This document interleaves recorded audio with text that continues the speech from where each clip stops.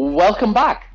I am here once again with Tony Redpath, and we're going to continue her analysis of the pros move from Emerald Ball, which was held very recently in Dallas.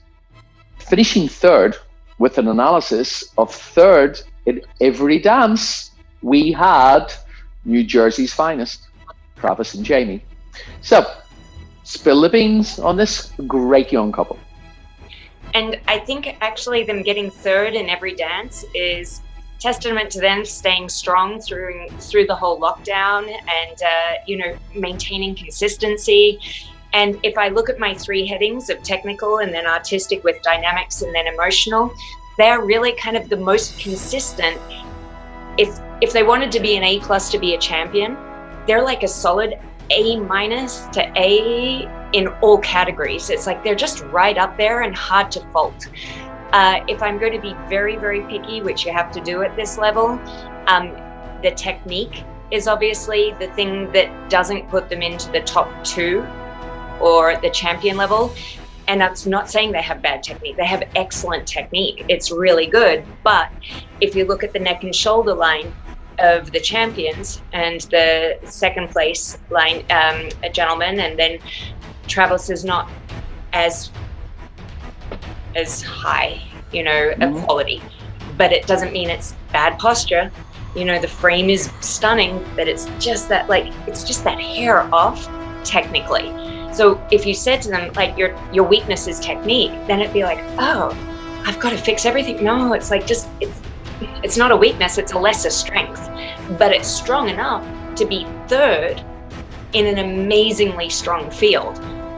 Yeah, so it's so hard to say the thing that is letting you down is technique when it's not letting you down. It's getting you third in one of the toughest competitions in the country. Mm-hmm. You have amazing technique. It's not as good as the champions. And so that's like posture, like weight of the foot, the drive, the quality of movement. It's stunningly good, not good enough to win. So if they're wanting to break through that like third place and, go up a level, I would say ballroom training, which I'm sure they're doing that. You can just see it. They've improved so much as well. Like they have improved, which is why over years, they've not just stayed in the final, but gradually worked your way up. It's so hard to be in that fourth, fifth, sixth level and then just keep inching up, and they'll inch up and then they'll take marks off second. And, they're on the cusp.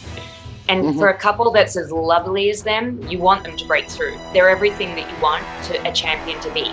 Kind, smart, invested in the industry, brilliant dancers, great ambassadors for the style. These are just two magnificent humans that should be champions, and so it's like, if they want to be champions, what would they have to do? And it's like, just take up that ballroom technique this much to get it to an A+. Yeah.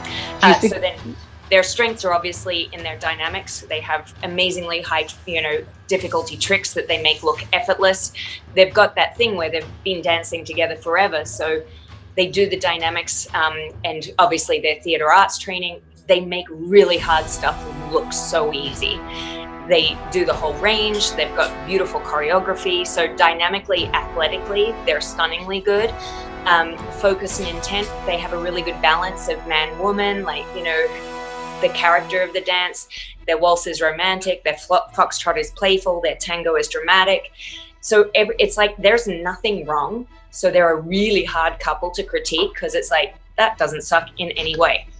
Yeah. And so it's like, you just have to make technique a little bit more better. And then focus and intent and dynamics and artistry, it's like, just, do even more. You're on the right track. Everything is right. You have all the ingredients.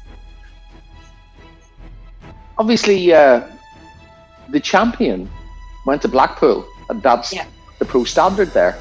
Right. Would that be something that you would say to Travis and Jaimee? Go do a few ballroom. Possibly.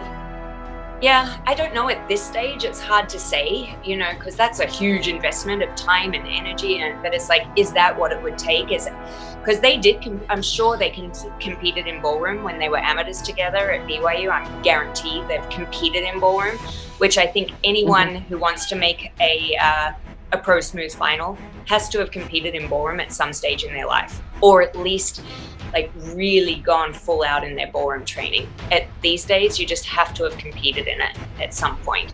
So they would have been young amateurs when they last did that. So yeah, potentially prepping as if you're going to do a ballroom comp.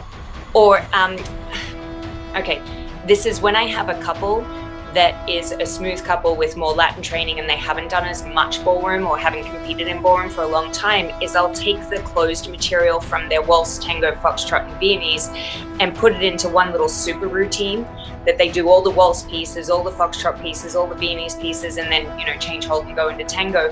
And it ends up being like about 2 minutes of material, let's say, from beginning to end, and make them dance it as a round. You know, do that 2 minutes, pause for a second, come back, do that for 2 minutes, come back, you know, so because it's the thing of maintaining closed the whole time that just gives those other people the edge. So I don't know if they'd have to compete, but just how they work on it. Like, it's one thing getting a lesson in ballroom, it's another thing doing rounds of ballroom, if not competing it, rounds. And if you're going to do rounds of ballroom, you don't need a quick step. You don't need an entire tango. So just have a super routine of all of your closed material, mush it all into one so you're doing all of those pieces, and then do that. Pause, do it again, do that 5 times. And have that as like part of your weekly training. If that's the weakness, that's how one way that I would work on it. Well, I think that's great advice for any couple. That's can't hurt. Really, really good. No, definitely not. Once again, Tony, great answer. Let's move into the top 2. Please don't go too far away, because I am going to be back with Tony Redpath to continue her analysis of the Pro Smooth, which was held at the recent Emerald Ball in Dallas.